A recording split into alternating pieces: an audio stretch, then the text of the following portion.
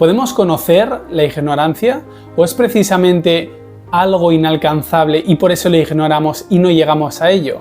¿Qué quiere decir que no tengamos conocimientos? ¿Que los ignoramos? ¿Que están latentes? ¿Que están ausentes? Hoy vamos a hablar de la gnotología, de la epistemología de la ignorancia. Mi nombre es Asier, bienvenido a Filosofarte.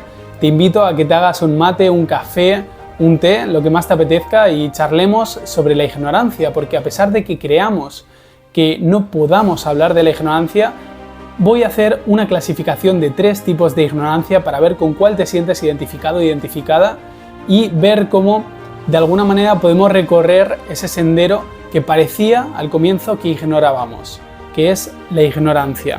Vamos a hablar del primer tipo de ignorancia, que es la ignorancia nativa. ¿Y qué quiere decir esto? Pues generalmente, y viendo en el panorama en el que nos movemos, de dicotomías de hombre-mujer, naturaleza-cultura, bueno o malo, pensamos la ignorancia con oposición al conocimiento, es decir, la ignorancia sería la ausencia, el vacío del conocimiento, aquello que no tenemos. Por eso es ausencia, por eso es falta, por eso es carencia de alguna forma, ¿no? Y precisamente esto es de lo que vamos a hablar. ¿Por qué pensamos la ignorancia como algo que nos falta, como algo a lo que aspiramos a alcanzar y poder al fin hacernos con la bandera del conocimiento, ¿no? Esto sería el pensamiento, vamos a decirlo, natural, el que tendríamos por esencia, utilizando los términos aristotélicos, pero este es únicamente un tipo de ignorancia. Y si pasamos al segundo, que sería la ignorancia selectiva o voluntaria, como su propio nombre indica, son aquellos conocimientos que no es que tengamos, sino que adquirimos. ¿Y cómo podemos adquirir desconocimientos o ignorancia? Pues a través del entorno social del que nos rodeamos, ¿no? Si seguimos esa metáfora de que el mundo es un teatro y de que nosotros somos actores que representamos nuestro propio papel, sería como si estuviésemos actuando, que somos unas personas sonámbulas que actúan porque una persona le está dirigiendo la obra y están en un gran sueño, ¿no? Como Calderón de la Barca, el gran sueño que es la vida, una obra de teatro, ¿no? Podríamos pensar eso. Pero aquí vamos a ir más allá, porque ¿quién es el que no sabe? ¿Por qué hay una persona que no sabe? ¿Cómo se construye la ignorancia? Porque también, ¿cómo nos sitúa la ignorancia? ¿Y quién? Esta es una pregunta política como las otras. ¿Quién tiene ese privilegio de ignorar?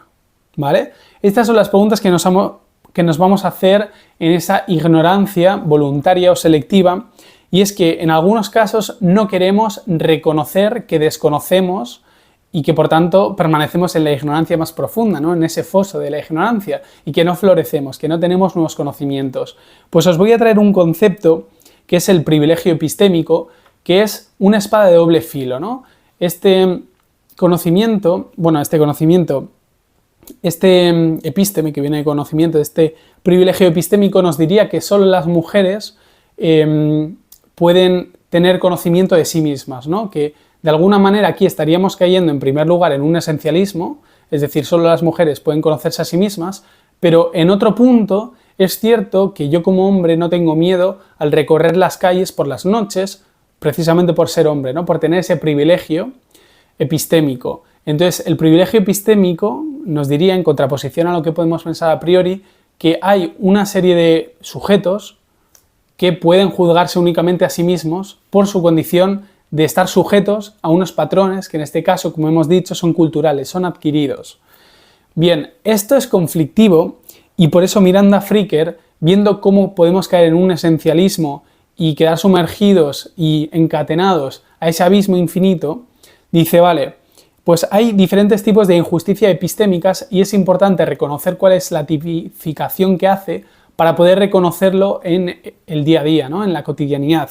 El primero es la injusticia testimonial y otro el que habla es la injusticia hermenéutica. Hermenéutica, ¿no? Viene de interpretar.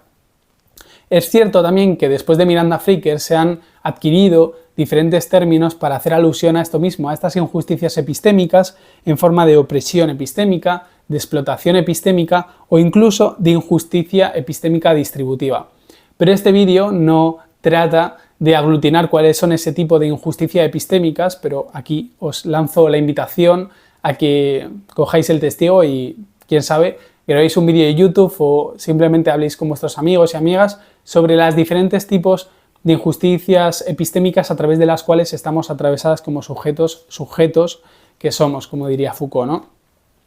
Entonces, somos ignorantes voluntarios cuando nos negamos a considerar nuevos datos, es decir, no es por negar que hay otros conocimientos fuera, sino por revisar los que tenemos.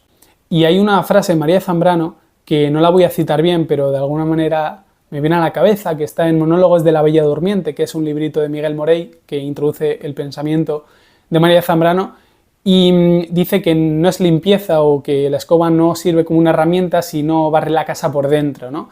En este caso, barrer la casa por dentro sería plantear esa duda metódica cartesiana de cuestionarnos sobre nosotros mismos y sobre esos primeros principios que creíamos verdaderos y hacer, si queremos, a la cartesiana, esa división o escisión entre cuáles son las cosas más simples a las más complejas y ver cuáles son las capas que tenemos que formulan o que fomentan la ignorancia y que ponen un suelo firme, y cuáles son aquellas bases que como bases nos podemos regir para poder crear un horizonte epistémico que sea novedoso, y ya no solo por novedoso, sino que sea firme, ¿no? Que nos dirija, a pesar de que luego nos podamos desviar en diferentes caminos o senderos, pero que por lo menos tengamos una meta, un objetivo que alcanzar. Este sería el segundo tipo de ignorancia, y vamos a hacer un repaso. El primero sería pensar la ignorancia como desconocimiento, y el segundo, pensar que no estamos rodeados por un entorno social que nos dirige la mirada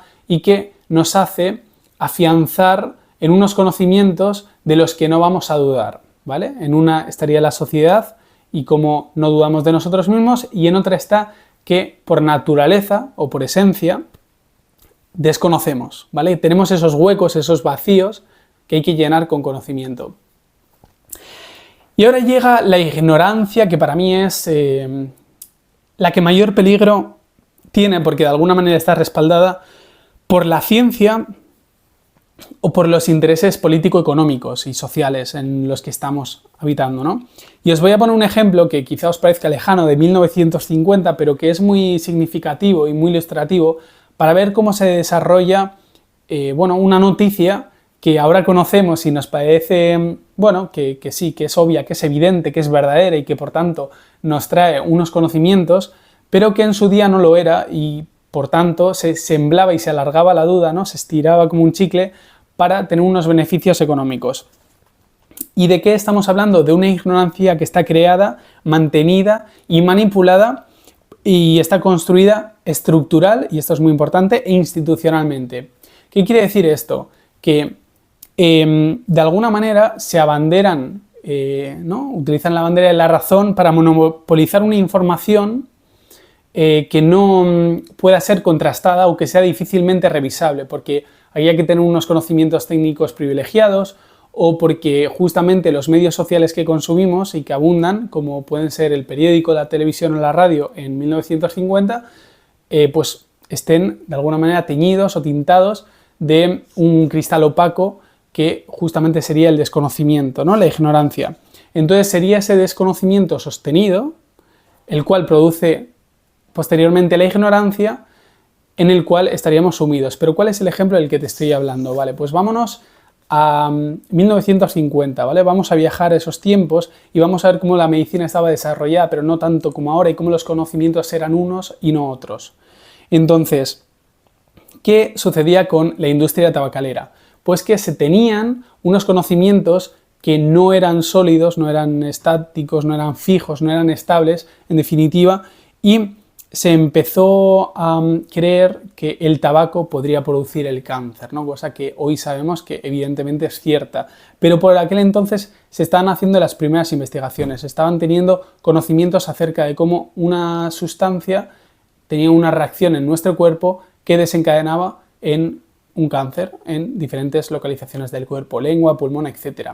Muy bien, ¿qué es lo que pasa? Que aquí es cuando vienen los medios, ¿no? La época de la televisión, la radio, el periódico, a desinformarnos y a estirar esa duda, y en lugar de ver posibles manifestaciones en las que veríamos como en X pruebas se ve que, bueno, hay una tendencia a los fumadores a crear cáncer, pues en lugar de eso introducen en los medios televisivos a biólogos, a presentadores de televisión, a médicos, expertos y profesionales para sembrar esa duda. ¿Y cómo siembran la duda? Pues diciendo que los conocimientos actuales que se tienen sobre que el tabaco produce cáncer o A igual a B no están todavía probados. ¿Qué hace esto? Que la industria tabacalera siga teniendo unos beneficios económicos y en la medida en la que se dilata en el tiempo eso, no tienen pérdidas y la gente cree, es decir, ignora que fumar produce cáncer, en este caso. Entonces, ¿qué es lo que hace? Propagar la duda activa con la objetividad como bandera, ¿no? La objetividad en este caso sería la razón de la que hemos hablado antes. Entonces, la controversia permite que la industrialización masiva del tabaco continuara sin ningún tipo de responsabilidad epistémica. Y esto es importante porque epistema es conocimiento y responsabilidad es la responsabilidad no solo de conocer, sino de transmitir ese conocimiento.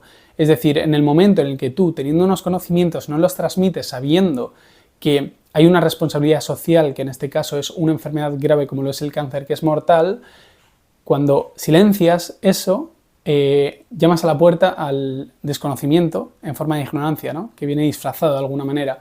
Pero como también el secreto, esa falta que hablamos al principio, es la semilla de algo que se puede dar o no. En este caso se dio a través de los años el conocimiento de que una cosa equivalía a la otra, pero no siempre es así, o no tenemos conocimiento inmediato muchas veces de estos sucesos, ¿no? Entonces, Proctor en 2008 sí, escribió un libro en el que nos propone no pensar la ignorancia como algo fijo, como algo estático y rígido, sino como algo móvil, algo que está constantemente en movimiento y que, como nuestra duda, puede hacer acrecentar algo que va más allá de esa ignorancia que desencadenaría en los conocimientos. Y quiero terminar con una cita de Chantal Maillard, que no la recuerdo de memoria, pero que me acaba de venir, y es que dice algo así como que ella escribe poesía para que el agua envenenada pueda beberse. En este caso, me gustaría que vosotros tengáis en la cabeza esos tres tipos de ignorancia, a pesar de que pueda haber muchos otros más, para conocer y reconocer que la ignorancia no es esa falta, esa ausencia de conocimientos, sino que también son esas dudas o esos secretos que nos han ocultado por el bien de una economía o de una industria farmacéutica, tabacalera, etcétera, para tener unos beneficios y que nosotros, en contraposición, obtengamos justamente todo lo contrario. Entonces, ¿podemos conocer la ignorancia?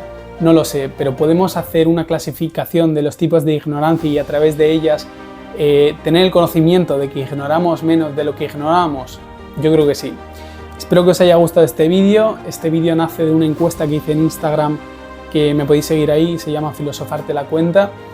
Y bueno, hablaba de hacer un vídeo de feminismo sobre la tecnología, si es neutral o no, y en este caso de la ignorancia, de la agnotología, que quizás si hubiese puesto agnotología nadie hubiese sabido lo que es y no hubiesen pinchado. Pero bueno, espero que te haya gustado el vídeo, déjame en los comentarios si conocías a Proctor, a los tres tipos de ignorancia, y me gustaría saber cuál es la definición que darías tú de la ignorancia, si es una ausencia, si es una falta, o si realmente es algo construido socialmente a través de la duda que nos ha generado tantas fallas a lo largo del tiempo y que no hemos podido adquirir por culpa de esa duda esos conocimientos que nos faltaban. Espero que te haya gustado y nos vemos en el próximo vídeo.